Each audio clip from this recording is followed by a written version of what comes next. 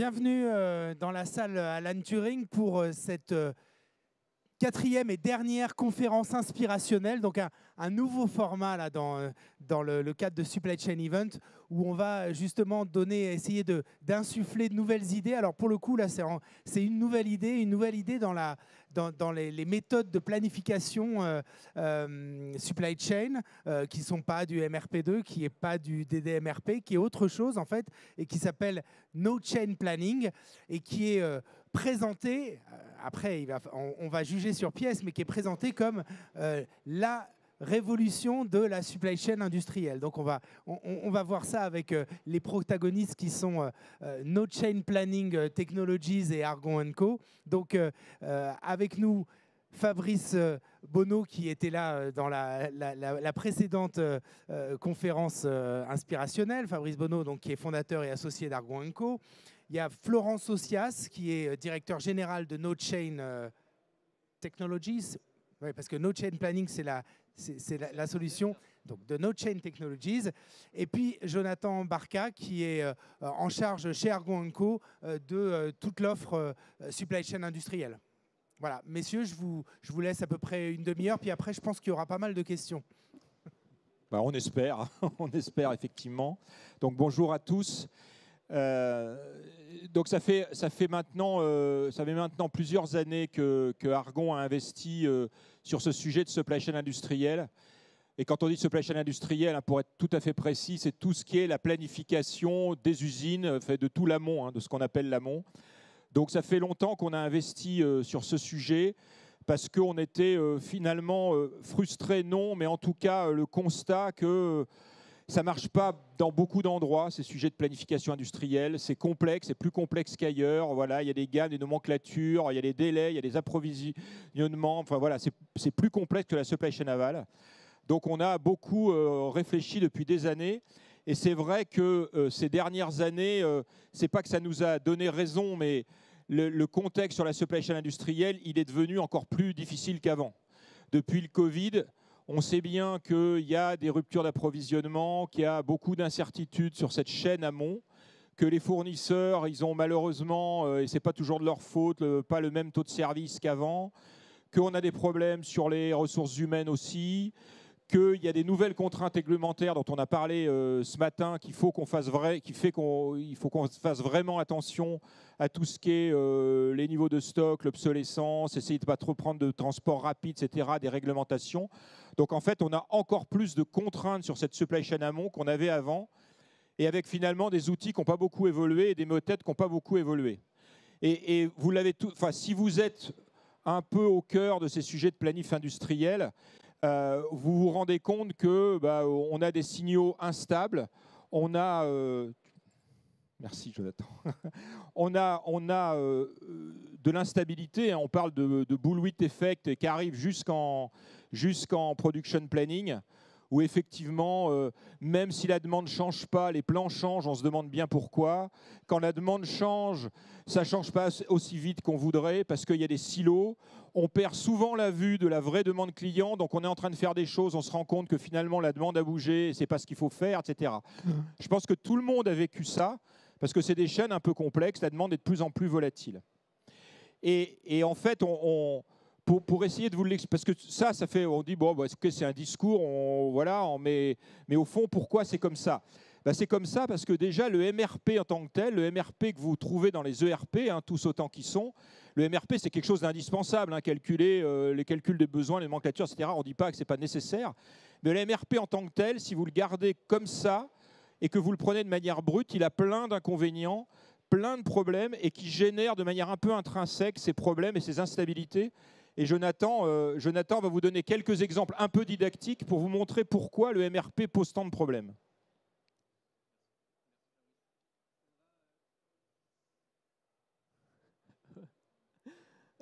Merci. On va prendre effectivement l'exemple d'un MRP un petit peu simplifié. On va partir dans un exemple dans la dermocosmétique pour illustrer ses limites. Et comme le disait Fabrice, tout ce qu'on peut voir dans les dernières années, qu'on a beaucoup vu d'ailleurs avec le Covid. Donc on va prendre un exemple un petit peu simplifié. Un MRP, on part de la demande client. Donc typiquement, on a une quantité de 1000 pots de crème à livrer fin avril. Donc on a besoin de les livrer en Chine. Donc on a un mois de transport.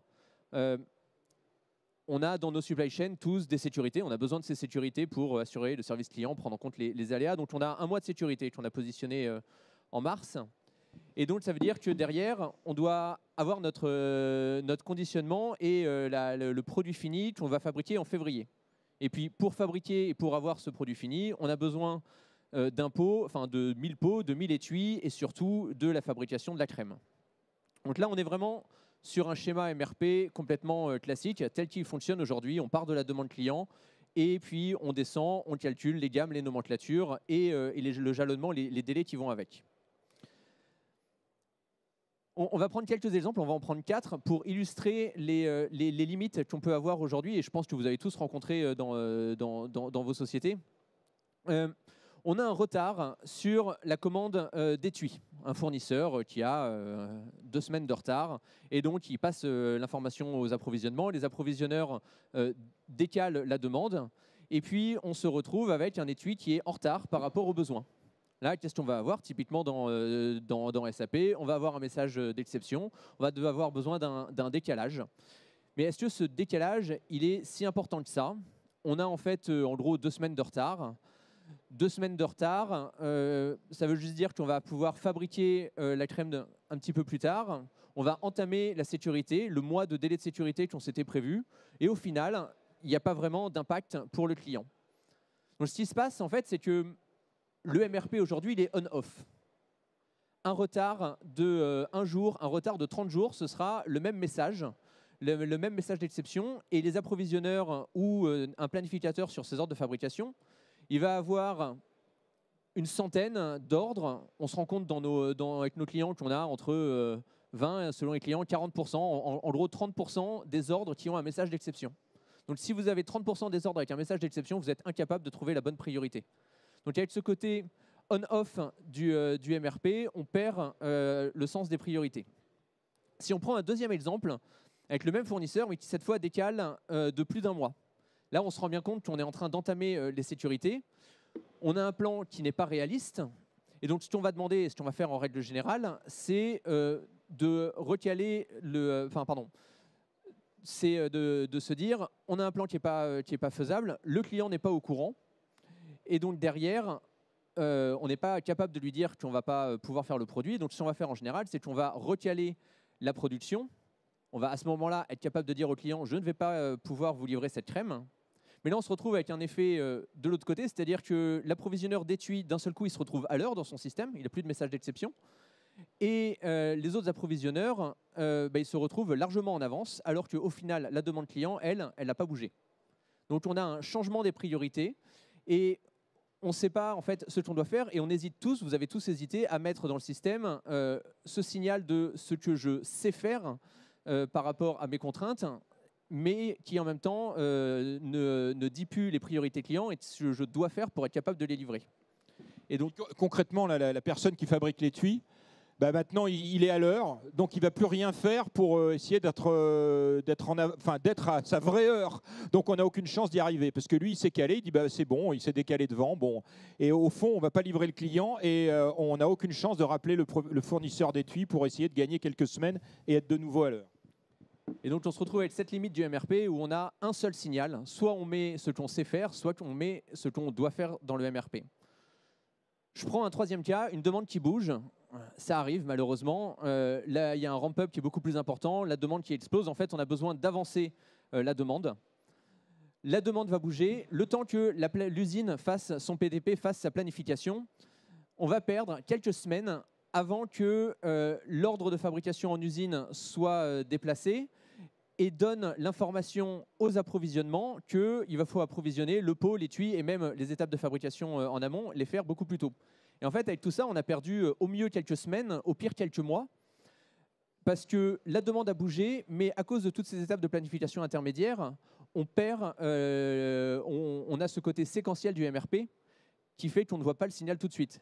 Et on se retrouve, on l'a vu d'ailleurs beaucoup après le Covid, quand on a eu des redémarrages assez rapides avec des fournisseurs de rang 2 ou même directement dans les entreprises des usines de rang 2 ou 3 qui n'ont été au courant de la reprise de l'activité que, encore une fois, quelques mois plus tard, et à ce moment-là, collectivement, on a tous perdu du temps alors qu'on aurait pu mettre en place les capacités pour servir le client. Donc ce côté séquentiel du MRP fait qu'on perd tous du temps parce qu'on ne voit pas la demande client quand on est en bout de chaîne. Et donc on est un petit peu perdu sur quelles sont les priorités et qu'est-ce que je dois faire, encore une fois, pour sauver le chiffre d'affaires de l'entreprise. Il y a une dernière limite importante dans le MRP, c'est son historique. Le MRP, il s'adresse en fait aux fonctions régaliennes de la supply chain, la charge CAPA, la planification et les approvisionneurs. On a un certain nombre de fonctions connexes qui participent directement à la valeur ajoutée et à la tenue des délais et donc au service client, qui sont en fait pas inclus dans le processus MRP. Et on pense forcément aux achats. Est-ce que je vais avoir des contrats qui arrivent à expiration que je dois renouveler pour être capable d'approvisionner? À la qualité dans l'aéronautique, on peut se retrouver avec un nombre important d'avis qualité à traiter, sans forcément de billes pour identifier le plus urgent. Et c'est en général celui de l'atelier d'à côté, du copain qui est en train de crier un petit peu plus fort. Et c'est celui-là qui passe avant les autres, alors que ce n'est pas forcément celui qui impacte le plus le client. Et donc ça, c'est la quatrième limite du MRP, c'est qu'au-delà des fonctions historiques de la supply chain, ça ne se décline pas très très bien et ça n'implique pas toutes les fonctions de l'entreprise vers le même objectif et la même étoile polaire. Donc effectivement, ça fait de nombreuses années, comme on fait beaucoup de projets en planif Indus, qu'on s'est rendu compte de ça. Donc effectivement, on a réfléchi et créé une méthode. Et vous allez voir un outil, parce qu'une méthode sans les outils en supply chain, ça ne fait pas grand-chose. Cette méthode, on l'a appelée de manière un peu provocatrice Node Chain Planning, pour dire simplement, vous allez le voir, qu'il faut un peu plus connecter directement les clients à la vraie demande et éviter cet effet de chaîne que vous connaissez tous.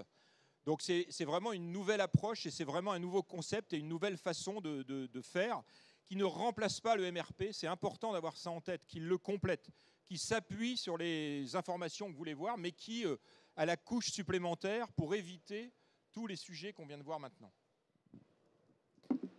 Donc le concept Node Chain Planning, il repose sur deux principes fondamentaux qui sont en fait deux signaux qu'on va calculer et qu'on va venir, comme l'a dit Fabrice, ajouter, apporter en plus des informations MRP.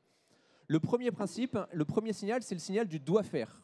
Le doit faire, c'est quoi? C'est très simple. C'est à quelle date, en tant qu'approvisionneur, en tant que planificateur, je dois livrer, approvisionner mon produit pour respecter la demande client.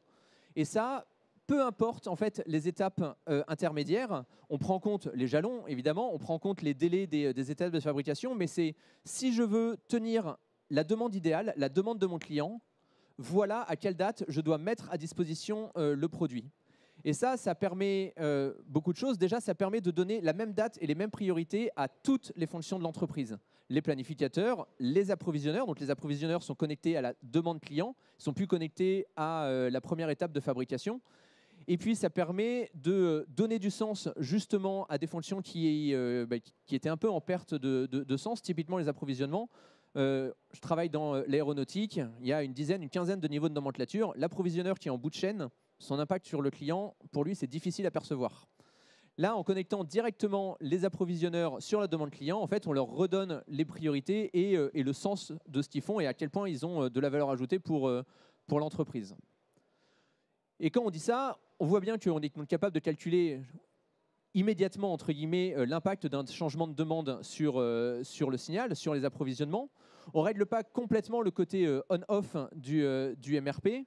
En fait, le signal doit faire, il est un tout petit peu plus complexe qu'une date, c'est deux dates. On a d'un côté le doit faire idéal, et le doit faire idéal, c'est la date à laquelle je dois approvisionner pour servir mon client et reconstituer toutes mes sécurités. On l'a dit, les sécurités, ça reste important dans une supply chain. On a besoin d'avoir ces buffers pour absorber les aléas. Et donc, le doit faire idéal, c'est la date à laquelle j'ai besoin de répondre à la demande client en ayant de la marge pour que l'entreprise puisse fonctionner. Et de l'autre côté, on a le doit faire rupture. Le doit faire rupture, c'est encore une fois la date à laquelle je dois livrer le client, je dois livrer mon produit pour servir le client, mais cette fois en ayant consommé toutes mes sécurités. Ça veut dire que si je livre à la date de doit faire rupture, je mets à risque ma supply chain, puisque toutes les étapes après moi n'ont plus aucune marge de manœuvre. Et ça veut surtout dire que si je livre après la date de doit faire rupture, à ce moment-là, j'ai un impact direct sur le chiffre d'affaires de mon entreprise, puisque je mets à mal une demande client. Et on est capable de calculer à ce moment-là quel va être l'impact en chiffre d'affaires, en marge, peu importe votre indicateur, et quelle va être la profondeur de retard. On ne va pas forcément avoir le même niveau de priorité sur un retard de 3 jours ou sur un retard de 3 semaines. Donc ça, c'est vraiment le premier signal. C'est le signal de doit faire qui permet, encore une fois, de synchroniser toutes les fonctions de l'entreprise sur la même étoile polaire, sur le même objectif. Et donc, on a tous les mêmes priorités qui sont les commandes qui ne seront pas servies et qui ont le plus d'impact sur le chiffre d'affaires. Après, on est dans la vraie vie. Dans la vraie vie, tout ne se passe pas forcément comme le plan. Et donc, on va calculer un deuxième signal qui, lui, va partir de l'autre côté et va partir de ce qu'on a en stock et de nos composants. On va calculer un CFR. Le CFR, c'est quoi? Le CFR, c'est à quelle date je vais être capable de fabriquer mon produit compte tenu de mes stocks. Alors ça, souvent, on sait déjà le faire dans les ERP, ou en tout cas, on sait le faire sur un niveau de nomenclature, mais en prenant aussi en compte les délais de les livraisons à venir et les programmes de livraison, les délais, et donc d'être capable de projeter qu'est-ce que je vais être capable de fabriquer en fonction de mon plan d'approvisionnement, et ça en remontant tous les niveaux de nomenclature et typiquement toutes les divisions SAP. Et donc là, on se retrouve avec cette crème. Compte tenu de mon décalage d'étui, je vais être capable de fabriquer cette crème en mars pour la sortir fin mars. D'un autre point, on a aussi des contraintes internes, de la maintenance, des congés, des arrêts de fabrication. Donc, on va pouvoir se dire, si ma chaîne est fermée en mars, en fait, je vais être capable de dire que mon produit, au maximum, je vais être capable de le fabriquer en avril. Et à ce moment-là, on va calculer un CFR total qui prend en compte à la fois mes contraintes externes et mes contraintes internes. L'objectif avec tous ces concepts no chain planning, c'est bien d'être capable de compléter le résultat du MRP en affichant en même temps le doit faire et le sait faire, et en travaillant sur ces deux signaux et ces différentes dates, de donner les billes aux différentes équipes pour qu'ils puissent prendre les décisions et les mêmes décisions à tous les niveaux de la chaîne. Alors, juste si on reprend les quelques éléments de limite du MRP. On a parlé en introduction d'un MRP on-off, c'est-à-dire où on a eu une difficulté à avoir des priorités. Quand on prend ces informations de doit faire idéal et doit faire de rupture, on est en capacité en fait, d'avoir un signal priorisé. Le sujet fondamental de tout ce concept-là, c'est comment j'ai la vision sur l'impact client. Et c'est un deuxième phénomène, c'est celui d'être en capacité de stabiliser le signal. C'est-à-dire qu'à partir du moment où je suis connecté directement à la demande client, j'évite toutes les vibrations des niveaux intermédiaires, ça c'est un premier point.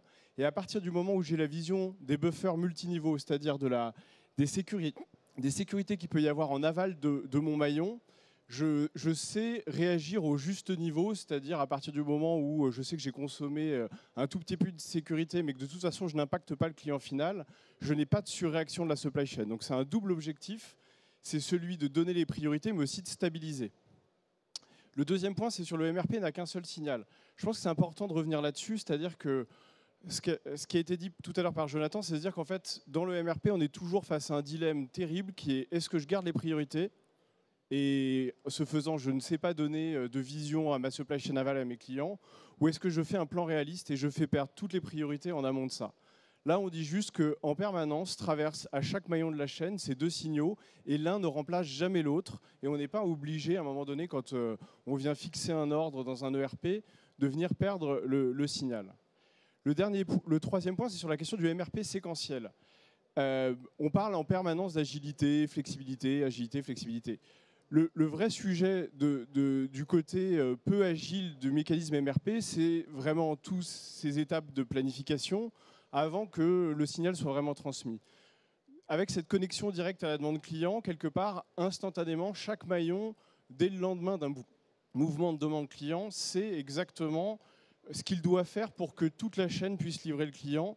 Et on n'est pas dans une étape où on se passe le ballon, où on fait un peu un téléphone qui finit par perdre un peu le sens de qu'est-ce qu'est le demande client.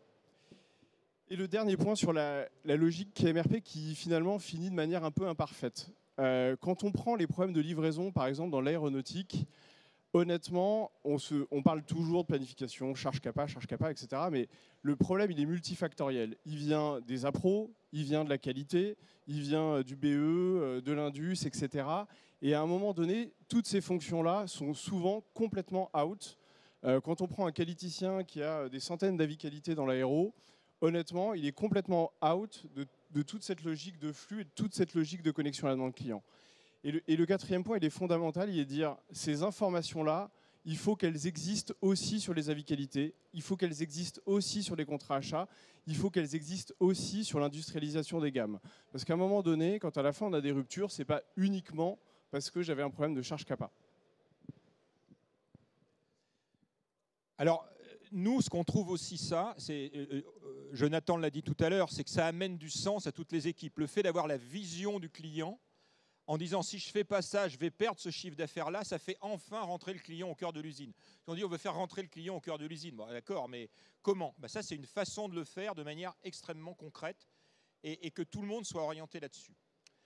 Alors, on va vous illustrer, on va prendre 5-10 minutes pour vous illustrer ce que ça donne, ces concepts. Parce qu'on va vous dire c'est des concepts, c'est magnifique, mais ça marche comment ? Pour faire ça, évidemment, il faut des systèmes d'information.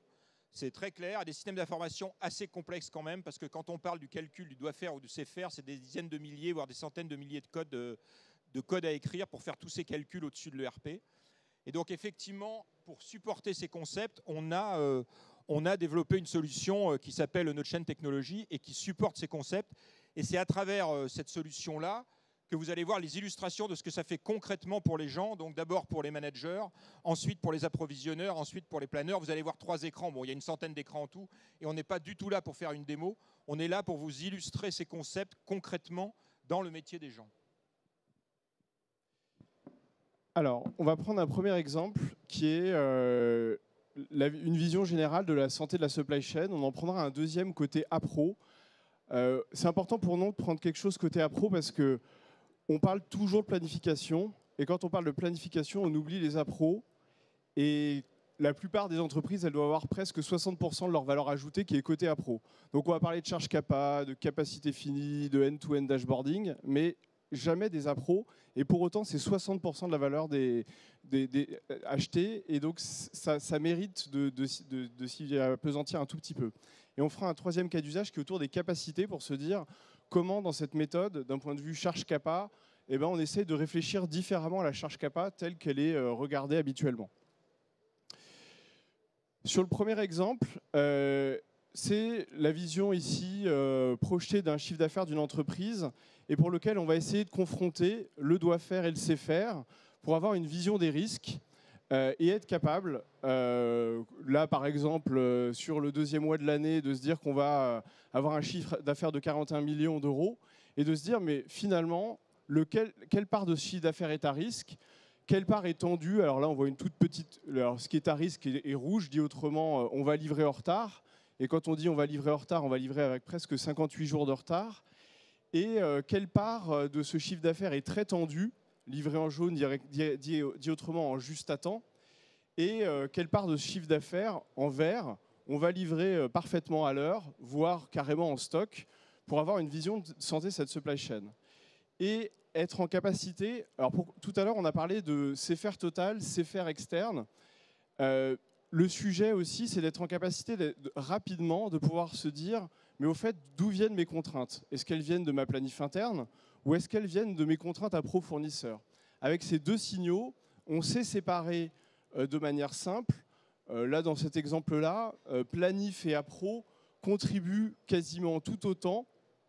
8 millions chacun, 8 millions d'euros sur les 19 millions d'euros en rupture, contribuent tous les deux à ce retard de captation de chiffre d'affaires. Donc ça, c'est un premier cas. Et on va essayer d'illustrer le deuxième cas sur la partie appro.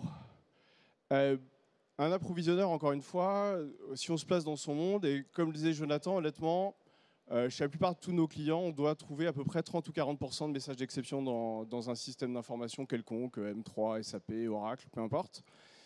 Et la vraie question, c'est comment on lui donne le sens, ce que disait Fabrice, et comment en fait on attache un certain nombre d'indicateurs complémentaires pour qu'ils puissent prioriser le travail. Et donc, sur toutes les commandes d'achat, sur toutes les demandes d'achat, on va avoir en permanence évidemment la date de livraison, ce que tout le monde a, par exemple ici le 14 février, mais en permanence une quadruplette d'indicateurs, c'est-à-dire le fameux doit faire idéal et le fameux doit faire rupture. Le doit faire rupture qui dit bah, c'est le 28 novembre que je devais livrer, c'est-à-dire il y a plus de 3 mois.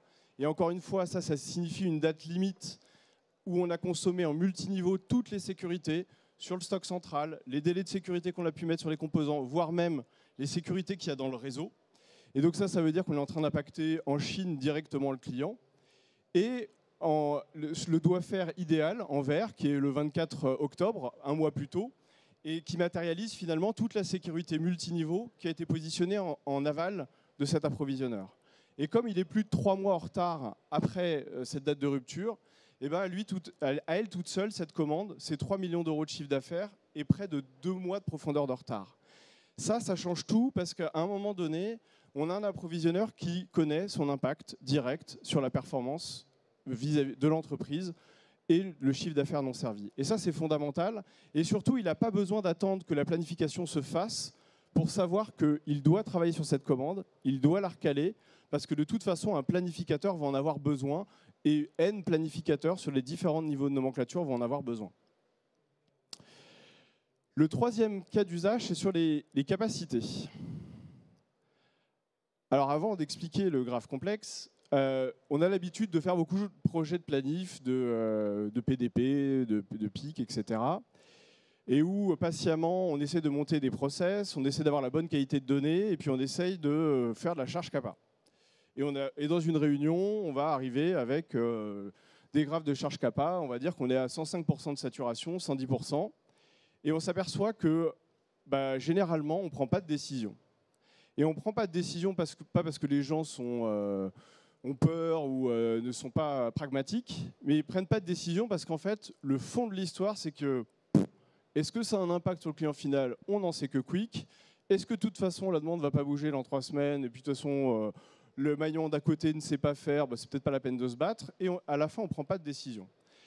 Là, on va illustrer une nouvelle fois les concepts de chain planning en se disant mais comment finalement on arrive à retranscrire l'impact client sur un exercice de charge capa. La courbe gris pointillé qu'on peut voir, c'est basiquement la capacité cumulée que peut avoir un poste de travail. Donc là, on est sur 6 mois, à peu près 1600 heures, on va dire un peu plus d'un 2,8 pour une machine d'usinage, par exemple. Et on va venir découper les aires, donc c'est de la capacité cumulée évidemment, et on va venir découper des aires qui permettent de donner les impacts et les infaisabilités. Si on commence par l'aire tout en haut, au-dessus, grise assurée, ça dit oui, vous pouvez mettre vos capacités, vous pouvez monter ces capacités jusqu'à ce niveau-là, ça sera très bien, mais vous n'aurez pas les composants pour l'alimenter. Dit autrement, ça va vous faire une belle jambe, vous aurez mis des gens devant le poste de travail, devant le centre d'usinage, mais de toute façon, il n'y aura pas de quoi l'alimenter. De l'autre côté, et on voit que la courbe passe un petit peu dans cette partie-là, la zone rouge, qui a à peu près la même signification que ce qui a été expliqué par Jonathan dans les concepts, c'est moi, en positionnant la capacité à ce niveau-là, je sais qu'en tant que planificateur, j'ai un impact direct sur la demande client et j'ai un impact direct sur la perte de chiffre d'affaires et l'augmentation du retard. Et encore une fois, là, juste pour rappeler la différence qui peut exister avec un MRP, ceci n'est pas la vision du niveau, encore une fois, supérieur de nomenclature, mais c'est bien la connexion directe à la demande client de ce poste de travail qui permet de le dire. Et on va retrouver une zone jaune qui est assez faible ici, qui est le tunnel, et la zone verte qui est là ici, c'est un exemple où on a mis assez peu de sécurité en amont de ce poste de travail, mais ce tunnel jaune avec, on va dire, le surplomb en vert, le surplomb en vert étant la capacité telle que je dois la mettre, et ce tunnel correspondant finalement, encore une fois, aux sécurités, aux multiniveaux qui existent en aval de ce poste de travail. Et ça permet instantanément de se dire, est-ce que je suis en train d'assécher mes sécurités ou est-ce que je suis en train de passer dans une zone vraiment grise qui est celle d'impacter mon client? Et ça change tout dans le mindset de prise de décision parce qu'on n'est pas en train de se dire que j'ai un poste de travail saturé à 105% et de se dire, bon, est-ce que je prends une décision? Est-ce que c'est grave? Pas grave. Et enfin, la dernière ère qui est grise, sur lequel je peux mettre mes capacités. J'ai les composants pour le faire, mais je sais que je vais générer de l'anticipation et du surstock. Et où, de ce fait, je pilote là-dedans, dans mes capacités, non plus une saturation qui est finalement assez éthérée comme information, mais bien des risques clients et des risques de surstock.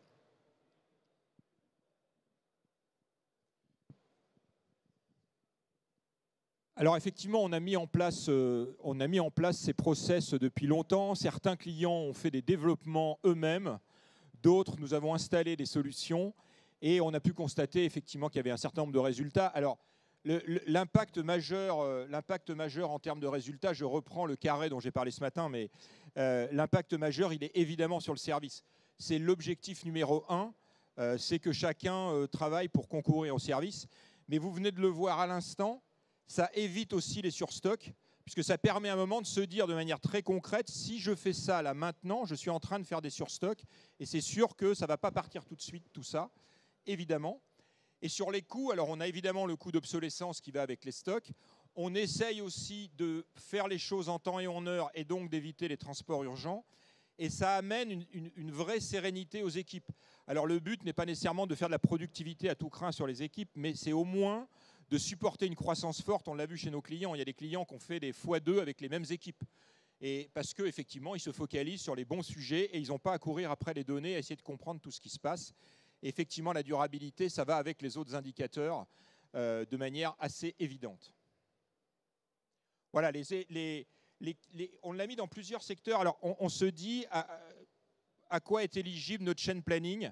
C'est sûr que pas au retail. Vous l'aurez compris, il n'y a pas d'usine. Donc, notre chain planning pour le retail, ça n'a pas grand intérêt. Et effectivement, plus la planification de production pose problème, multiniveau, nomenclature, des problématiques d'approvisionnement, plus on va tirer profit de ces concepts. Mais j'aurais tendance à dire, dès qu'il y a de la planification industrielle avec quelques niveaux de nomenclature et qu'on a quelques problèmes sur les fournisseurs et que les délais ne sont pas d'une journée ou deux, le concept s'applique et dans ces exemples-là, c'est le cas évidemment. Voilà, alors après, il y a la transformation qui va avec, parce que ces concepts-là, vous comprenez bien que ce n'est pas simplement des outils, on va en parler juste après très vite, mais c'est aussi une transformation métier qui est quand même un peu significative. Parce que là où vous avez des approvisionneurs qui appuyaient sur les boutons dans le RP en disant « je valide », là, ils doivent brutalement, ils sont confrontés à autre chose, qui est de prendre des décisions de nature un peu plus impactante. C'est bien plus intéressant, ça a bien plus de valeur, mais ça demande quand même de la formation, du changement, etc. Et pareil sur les sujets de planification, charge, capacité, c'est une autre façon de penser la supply chain, donc forcément, c'est impactant en termes métiers. Ceci dit, l'avantage, c'est qu'on peut mettre ces outils-là de manière assez rapide pour déjà avoir le premier niveau que vous a montré Florian, la santé de la supply chain, et après déployer population par population, les approvisionneurs étant une bonne cible d'ailleurs dans un deuxième temps. Et on peut effectivement faire des démarches. Ce n'est pas une démarche complète qu'on va faire en 3 mois, on vous raconterait des idioties. Ça va prendre un peu de temps, mais on peut assez vite avoir de la valeur.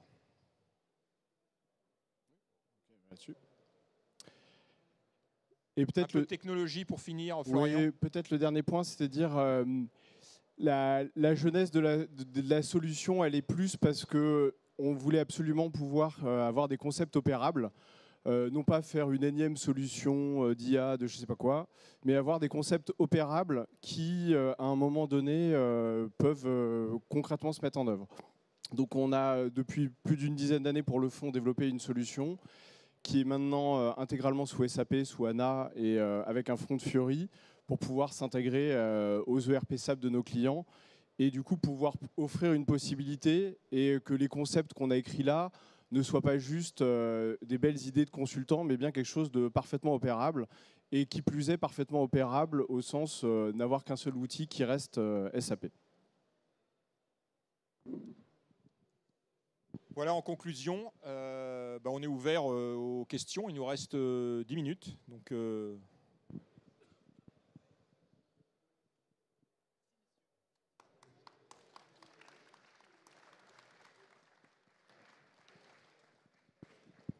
ne sais pas s'il y a des mains qui se lèvent déjà pour les questions.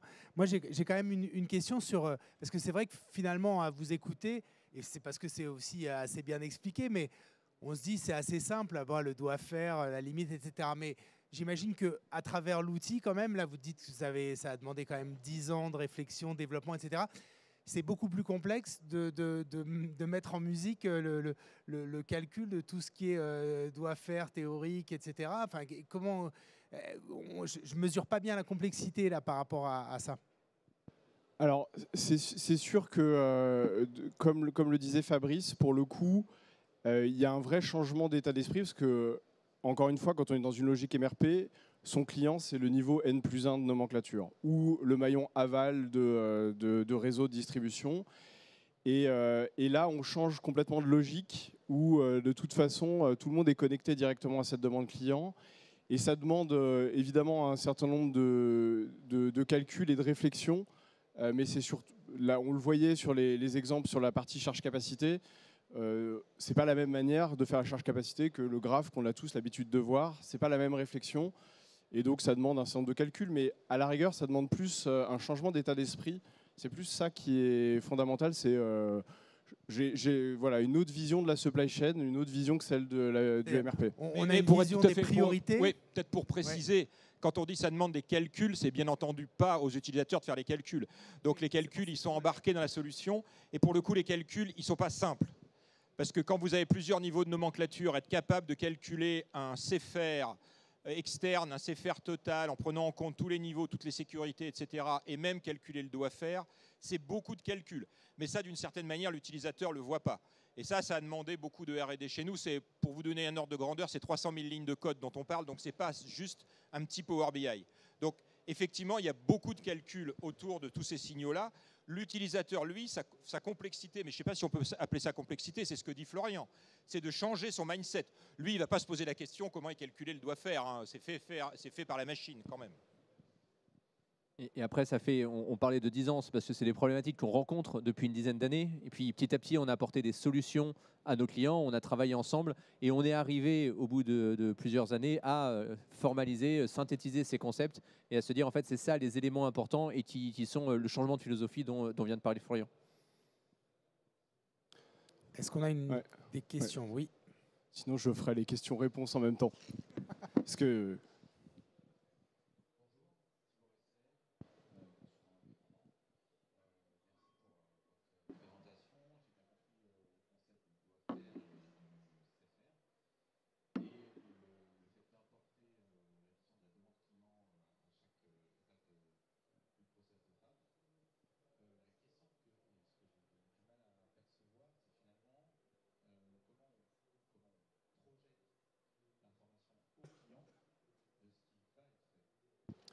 Alors, c'était ce qui est expliqué sur le CFR. C'est-à-dire, on a parlé tout à l'heure de ces 4 signaux. Il y a 2 signaux de doigt faire idéal, doigt faire rupture. Et en même temps, il y a 2 signaux de CFR externe, qui est là pour se dire, mais si j'avais mes capacités internes parfaites, voilà ce que mes fournisseurs externes projettent sur la demande client. Et dans certains cas, on est en rupture de manière très profonde, alors que sans y avoir amené à une quelconque contrainte capacitaire.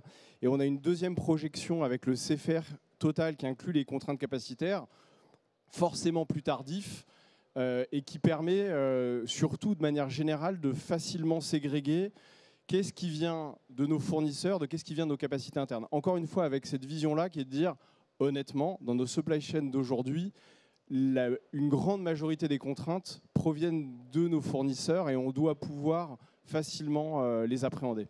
Mais si je comprends aussi la question, c'est que c'est une information qu'on peut pousser naturellement aux clients. En tout cas, qu'on pousse à la supply chain aval, qui est en charge de discuter avec les clients, de gérer les commandes, etc. Et qui a l'info de dire, cette quantité-là, cette commande-là, on va la livrer avec 3 semaines de retard et on le sait de manière très précise parce qu'on n'a pas les appros, etc. Donc cette information du CFR, elle existe à charge à ceux qui sont à l'interface client de la dire ou pas au client. C'est un autre sujet. Mais en tout cas, l'information existe et est juste.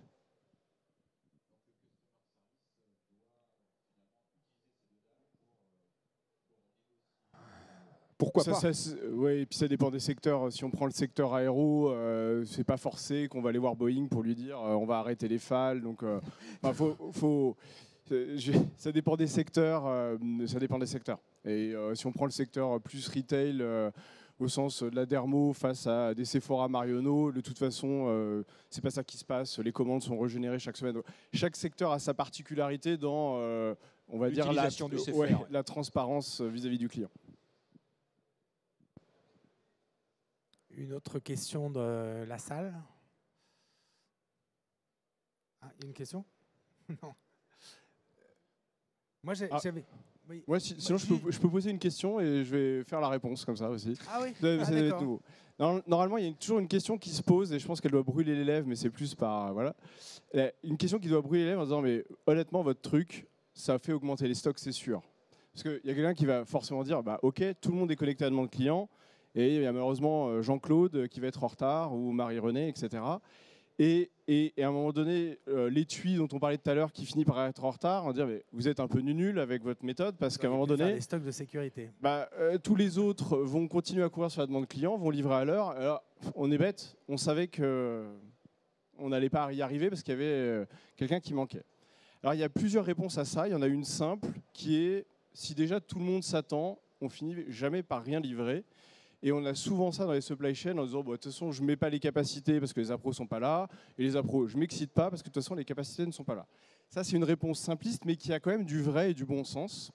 Et il y a un deuxième niveau de réponse à ça, c'est, on n'en a pas parlé là, mais on essaye dans le process SNOP, on parle en fait, tout le jeu de ce qu'on est en train de raconter, c'est le signal. C'est fondamental parce qu'on parle d'IA, de plein de choses, etc. Mais la base de la supply, c'est le signal. Mais qu'est-ce qu'on suit pour le fond ?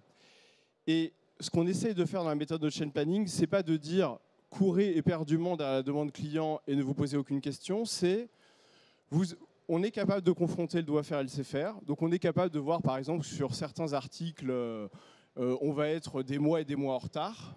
Et on est capable en même temps de projeter les surstocks. Alors nous, ce qu'on appelle l'attente du dernier manquant, c'est-à-dire on a plein de stocks qui sont arrivés eux à l'heure et on attend le dernier manquant pour libérer la production.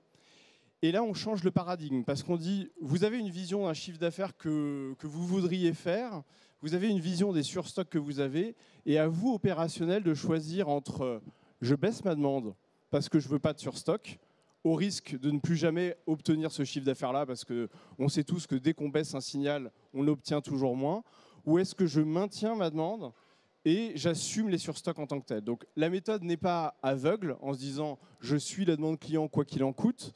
Elle cherche plus à avoir une vision omnisciente et se dire le signal que j'injecte, je le fais en toute connaissance de cause et par contre, maintenant tout le monde le suit parce que c'est celui que j'ai décidé. Et ce n'est pas des optimums locaux parce que, pareil, pour aller illustrer des grandes supplies comme dans des grands fabricants aéronautiques, si on regarde bien comment les supplies se comportent dans des schémas complexes, on va avoir trouvé des usines qui continuent à suivre la demande client et d'autres usines qui, elles, sont en train d'être se dire bah, moi, je mets un plan qui est ce que je sais faire.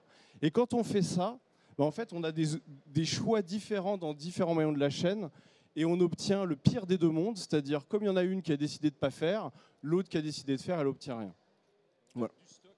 Exactement, et on finit avec du stock et un mauvais taux de service. Donc ça, c'était juste, voilà, je faisais la question-réponse, mais celle-ci, elle est importante parce qu'elle pouvait laisser présager que, de manière naïve, on allait suivre en permanence quelque chose qui nous envoyait vers des mondes de surstock. Je rebondis sur l'histoire des stocks, mais c'est vrai que là, il y a une autre méthodo qui a pris un peu disons d'épaisseur ces dernières années, c'est le DDMRP qui là on est vraiment connecté sur la demande et on parle de stock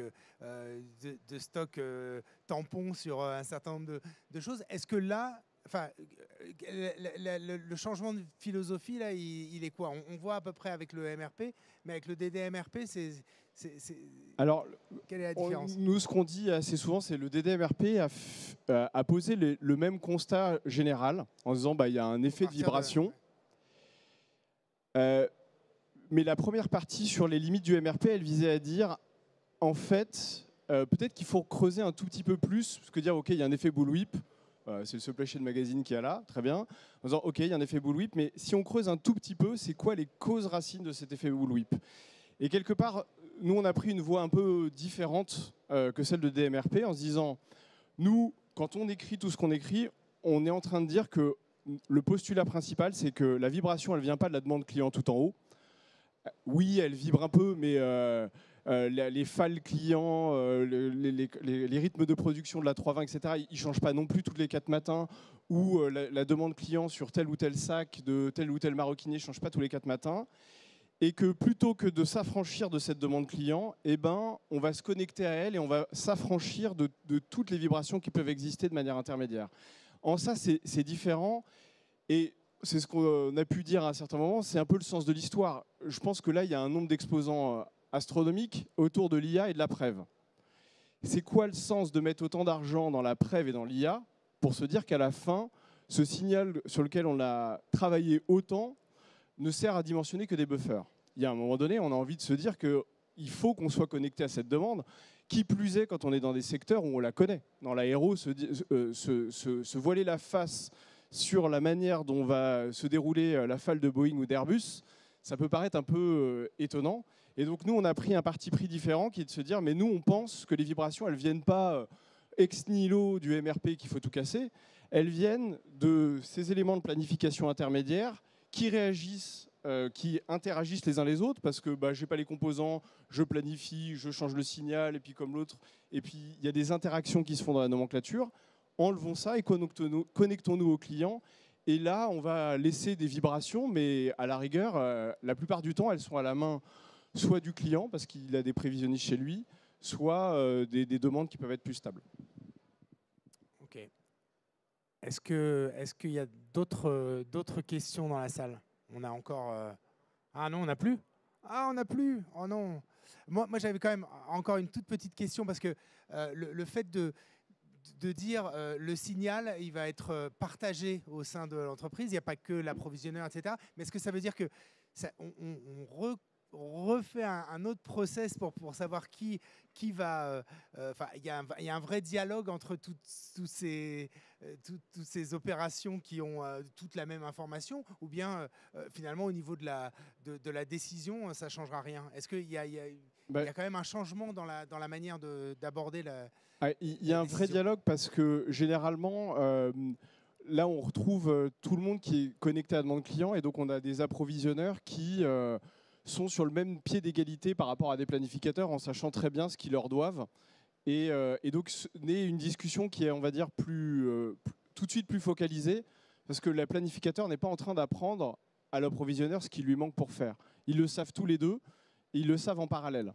Et donc, ça change la nature des discussions, au sens... on n'a pas besoin. Les rituels ne sont pas là pour se passer de l'info. L'info, elle existe. Les rituels sont là pour aller exactement sur plus d'éléments.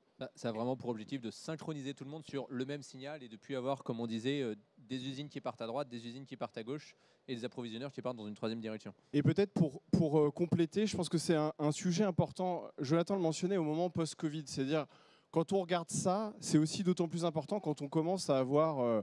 des tier 1, des tier 2, etc. On était chez des fournisseurs de grands maroquiniers au moment du post-Covid, et le temps que l'information soit réellement retranscrite de la Chine qui explose, et puis maintenant de la Chine qui baisse, etc., ça a mis des mois et des mois, et ça, on parle de comment ça s'appelle, d'agilité, politique de stock. Aucune politique de stock ne peut venir à bout d'un retard de signal de 6 mois. Et c'est ça tout le sujet de Notion Planning, c'est se dire comment, en fait, on n'attend pas 6 mois de savoir les choses, parce qu'une fois que 6 mois plus tard, on se prend toute l'augmentation de demande, de toute façon, plus aucune politique de stock, ni aucune action capacitaire ne peut résorber les problèmes. OK. Bon, je crois qu'on va conclure là-dessus. Merci beaucoup, Fabrice, Florent, Jonathan. Et puis sinon, c'est pas très compliqué pour continuer le débat, parce qu'ils sont juste là, Notion.